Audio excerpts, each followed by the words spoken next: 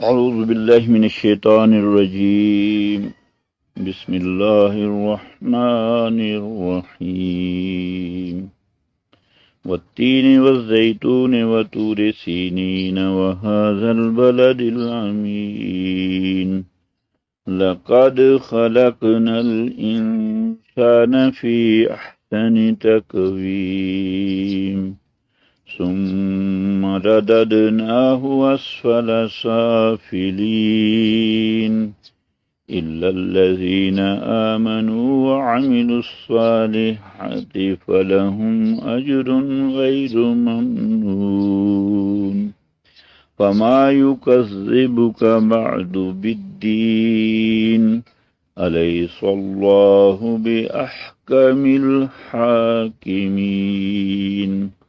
صدق اللہ العظیم. رب اشرح لی صدری ویسر لی امری واحلل عقدۃ من لسانی یفقہوا قولی. آمین یا رب العالمین. تعلیم القرآن آج کے درس میں سورۃ التین کی آیت نمبر 4 آج ہم اس پہ غور و فکر کریں گے. سورہ مبارکہ کی تلاوت کا آپ کے سامنے کر دی اور آپ بھی اس کی پریکٹس کریں کہ جو ہم نے اسباق پڑھے ہیں اس میں ہا اور ہا یہ دونوں کا موازنہ چل رہا تھا اور وہ دونوں ہا اور ہا اس میں استعمال ہوئی ہیں. تو میں نے تجوید کو دوران یہ خیال رکھا ہے کہ ہا پڑھا جائے اور ہا پڑھا جائے، دونوں میں فرق کر کے اس کو تلاوت کرنے کی کوشش کی ہے. اور آپ بھی جب قرآن کو پڑھیں تلاوت کریں تو جو سیکھی ہوئی باتیں ہیں اس کو اپلائی کرتے رہیں. ایسا نہیں ہے کہ آپ نے ایک بات کل سیکھی اور وہ ختم اور آج کوئی نئی بات سیکھیں گے تو وہ یاد کر لیں گے، کل جب نئی بات آئے گی تو یہ ذہن سے نکل جائے. ایسا نہیں ہونا چاہیے.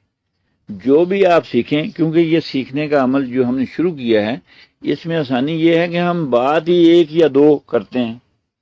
اگر یہ بات آپ سارا دن کرتے رہیں اور کسی کو سکھاتے رہیں تو یہ ہیمر ہوتی رہے گی، آپ کے ذہن میں پوری طرح سے جم جائے گی.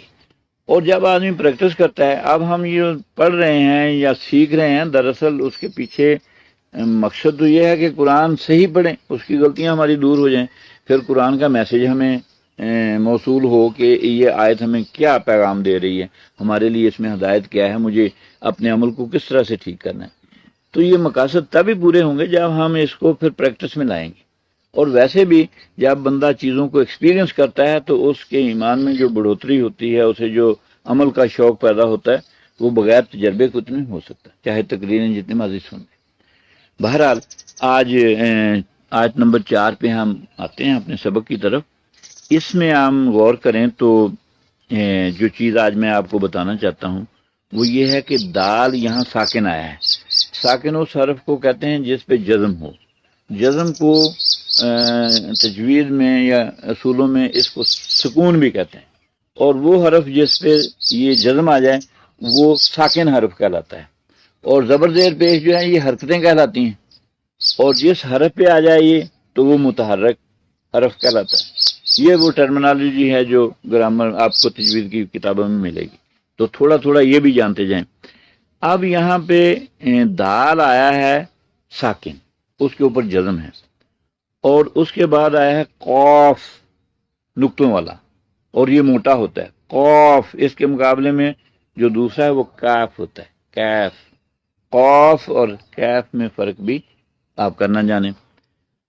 آج کا جو قاعدہ میں آپ کے سامنے رکھ رہا ہوں وہ یہ ہے کہ جب دال ساکن آ جائے ٹیکسٹ میں یا قاف ساکن آ جائے تو اس پہ پڑھتے ہوئے تھوڑا سا دباؤ آنا ہے، اس حرف کی زور دے کے اس کو پڑھنا ہے. اس کو تجوید کی زبان میں قلقلہ کہتے ہیں. قلقلہ، قلقلہ.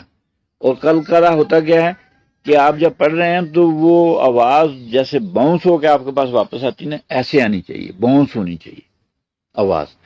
اب اس کی پریکٹس کریں ہم پڑھ کے. لقد، لقد، لقد دیکھیں دال کی آواز آئی نا، لقد. اور اسی طرح سے خلق، خلق. یہ کلکلا ہے۔ بس اب آپ نے جو بات سیکھی آج وہ یہ کہ چاہے دونوں حرف آپ کو یاد رکھ لیں یا ایک ہی رکھ لیں، دال پہ کلکلا، اگر کاف کا بھی رکھ لیں تو 2 حرف ہو گئے، ٹوٹل 5 ہیں، تو پھر کبھی دوسروں کا بھی ذکر کریں گے انشاءاللہ۔ لیکن آج ہم نے سیکھا کہ دال ساکن ہو اور کاف ساکن ہو اس پہ کلکلا ہوگا، اور پریکٹس ہم نے کی لقد خلقنا الانسان۔ باقی بھی اس میں تجوید کے اصول ہیں لیکن وہ ہم چھوڑ رہے ہیں۔ آج کی بات ہماری جو ہے وہ ہے کلکلا۔ لقد خلقنا الانسان فی احسن تقویم، یہاں بھی کاف آ گیا، تق کلکلا ہو گیا، تقویم۔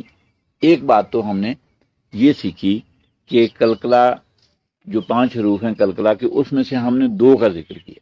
دال ساکن ہو، اس کی شرط یہ ہے کہ یہ 2 حروف ساکن ہوں، اور باقی وہ جو 3 ہیں کلکلے والے وہ بھی کلکلا تبھی ہوتا ہے ان حروف پہ جب وہ ساکن ہوں۔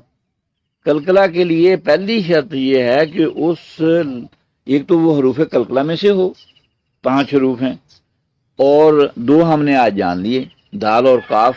لیکن کلکلا تب ہوگا جب یہ ساکن ہوں گے۔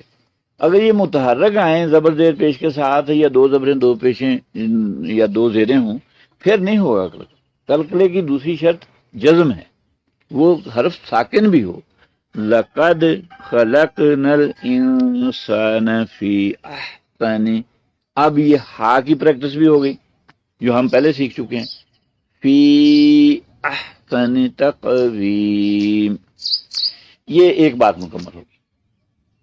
دوسری بات جو ہم نے سیکھی ہے وہ حروف مقطعات کے پڑھتے ہوئے ہم نے سیکھی کہ جیسے لام اور میم پڑھا تھا، الف لام میم، تو وہاں ہمارے سامنے یہ بات آئی تھی کہ اگر کوئی حرف پڑھنا ہو اور درمیان والا حرف جو ہے وہ مدہ ہو، اور وہ 3 ہیں، الف یا اور واو، درمیان والا حروف مدہ ہو اور اس کے بعد ساکن ہو تو اس کو لمبا کرتے ہیں۔ آج اس حروف مدہ سے متعلق ایک دوسرا قانون ہم جاننے لگے ہیں جو اس آیت میں ہے۔ ہم نے پڑھا فی احسن تقویم، تو آپ دیکھیں گے یا کے اوپر یہاں مد لکھی ہوئی آپ کو نظر آئی، جو ہمارے لیے ضروری ہے لکھنا، ورنہ مد نہ ہو تو ہم اس کو پڑھ دیں گے فی احسن تقویم۔ اور اگر آپ کو قانون کا نہ پتہ ہو تو باوجود مد لکھے کے بھی ہم اس کو ہو سکتا ہے فی احسن تقویم ہی پڑھ دیں، جبکہ یہ پڑھنا مناسب نہیں۔ اس کو پڑھا جائے گا فی احسن تقویم۔ تو سوال یہ ہے کہ حرف مدہ کی آواز تو تھوڑی سی لمبی ہونی چاہیے، یہ زیادہ لمبی ہم نے کیوں پڑھا؟ اس کی وجہ یہ ہے کہ اس حرف مدہ کے بعد حمزہ آ رہا ہے، فی احسن، احسن کا جو الف ہے اس پہ زبر ہے، یہ حمزہ ہو گیا، اور یہ حرف مدہ کے بعد آ رہا ہے،